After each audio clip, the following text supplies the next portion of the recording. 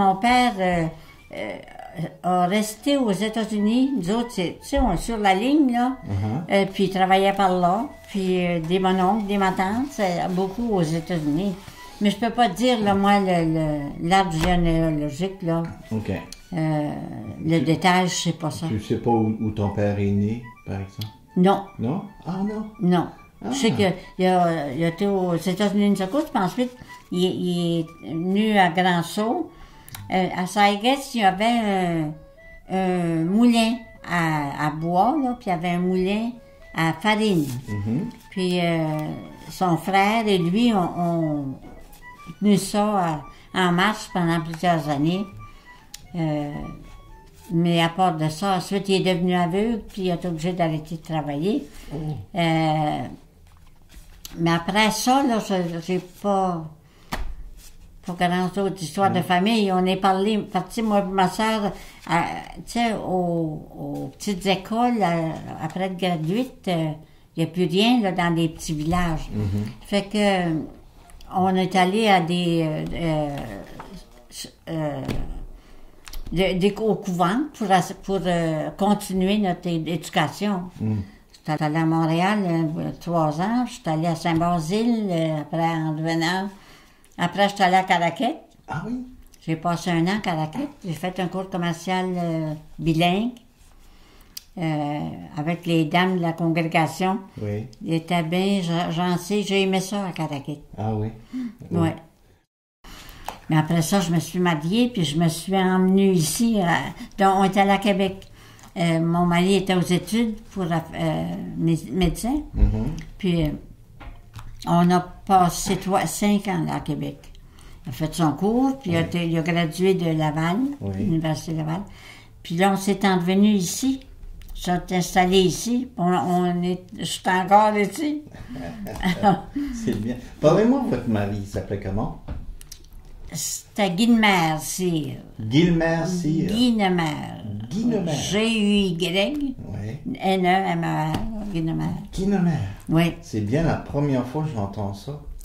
Son père est allé dans l'armée de la Première Grande Guerre, là. Puis, il y avait un ami qui était un pilote d'avion, puis son nom était Guynemer. Puis, il est devenu fameux. Puis, quand son père ils ont eu un garçon, ça y a resté dans l'idée, puis c'est ça qu'ils l'ont nommé. Ah, Lancelot, il vous est arrivé quelque chose de particulier. Oui. Il y a quelqu'un qui a volé l'identité de votre mari. C'est ça. Pouvez-vous m'en raconter l'histoire, s'il vous plaît? Bien, toute l'histoire, tout ce que j'ai, c'est que j'ai ça sur les journaux. Ça, c'est le bonhomme qui a volé l'identité à votre mari? Oui. Le gros bonhomme, là, qu'il y a dans le coin, là. Oui. Mon mari est à côté, là, lui. Lui avec le... Ah oui, ça, c'est votre mari? Oui. Puis ensuite, il y a un policier, là. Oui. OK, mais c'est quoi l'histoire? Ben, c'est que c'est un type, ça, qui vient de Lawrence, Maine. Oui. Personne ne le connaissait par ici. Mais il a joint les frères de l'instruction chrétienne qui enseignaient ici le mot Assomption, qu'on appelle aujourd'hui. Il enseignait aux garçons, des jeunes garçons. Puis lui, il était chez les frères quand il s'est emmené par ici. C'est ici qu'ils l'ont envoyé travailler. Puis les frères l'ont fait rencontrer mon mari. Puis ça avait nommé un docteur Demara, qui l'appelait. Ça fait qu'il venait au bureau, puis il venait de temps en temps, on le recevait pour un repas, puis on se voyait assez souvent. C'était un type qui était très sympathique, qui était connaissant, il avait l'air bien instruit.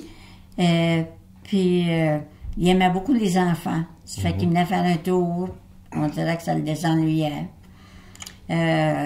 C'est tout ce qu'on savait de lui. Mais nous autres ici, quand on a juste déménagé à la ville de Québec, là, la maison, ben, c'était plein de boîtes, puis de toutes sortes de choses qui dans les coins, puis on essayait de dépacter, puis fait que le corps, lui, le diplôme, a resté d'un coin contre le mur longtemps, là. C'était pas la chose primaire à s'occuper. J'avais déjà 3 enfants, là, moi, puis c'était, ça, j'étais pressée aussi. À un moment donné, on cherchait le diplôme pour l'accrocher sur le mur dans la salle d'attente. Puis on ne trouvait plus. Fait que là, il était disparu, tout simplement. Puis on dit, ben on va le trouver quelque temps, c'est en quelque part. Mais une bonne de lui, c'était en été, puis on ne l'aura pas revu, là, le docteur DeMauro. Puis un bon soir, mon mari était après faire son bureau, puis un téléphone de sa sœur qui était à Edmundston. Puis elle avait le journal dans les mains, puis elle a lu dans le journal que le docteur DeMauro, c'est pas DeMauro, ils ont dit le docteur Sear, avait été envoyé en service en Corée, puis avait été assigné à un bateau, le Cayuga Boat, puis il faisait du service là, mais il était entré dans le corps la marine. La marine, oui. Du gouvernement. C'était autre qui l'avait envoyé là, il l'avait accepté, puis comme tel, puis fait que dans le journal que la sœur du docteur était après lire, c'était marqué que le docteur Sear était en service sur le bateau. Puis on a mis le bateau, puis on dit qu'il venait il avait fait beaucoup de services pour les soldats qui étaient sous sa garde. Puis là, il venait d'opérer un des Coréens il avait eu une balle dans le thorax, puis ça aurait été proche du cœur. Peut-être un quart de pouce du cœur, puis que le type en est sorti sain et sauf, puis il était bien, puis il est retourné au travail. Puis c'est ça qu'a réveillé la sœur du docteur en disant, le docteur Sear, elle savait qu'il avait perdu son diplôme. Fait que là, elle a téléphoné à son frère, puis elle lui a dit ça. Fait qu'il est allé chercher le journal, il a envoyé quelqu'un pour lire pour lui-même, puis il a douté ça aussi, ça faisait du sens, parce que l'autre avait venu ici, lui, dans ce temps-là. Là, il a appelé la police montée, ici. Puis la police montée, ça était bien ami avec le docteur, mon mari, et puis il savait qu'il avait perdu son diplôme. Puis lui aussi, quand il a vu ça décrit, tout de suite, il a téléphoné à son head office à Ottawa. Puis ils ont parti avec cette histoire-là. Puis le lendemain, la police montée nous a appelés, puis ils ont dit ils l'ont arrêté sur le bateau ce soir-là même. Puis ils l'ont sorti de son poste. Ça fait que ça a pris tout, ça a été connu aux États-Unis, puis ça a été connu au Canada. On recevait des journaux, puis des magazines, toutes sortes de choses décrites à ce sujet-là. Puis c'était pas même adressé ici, mais on l'a eu pareil, on a eu une quantité épouvantable. Finalement, c'était un imposteur. Oui. Qui n'avait jamais fait aucune étude en médecine. Mais il a lu beaucoup. Oui. Oui.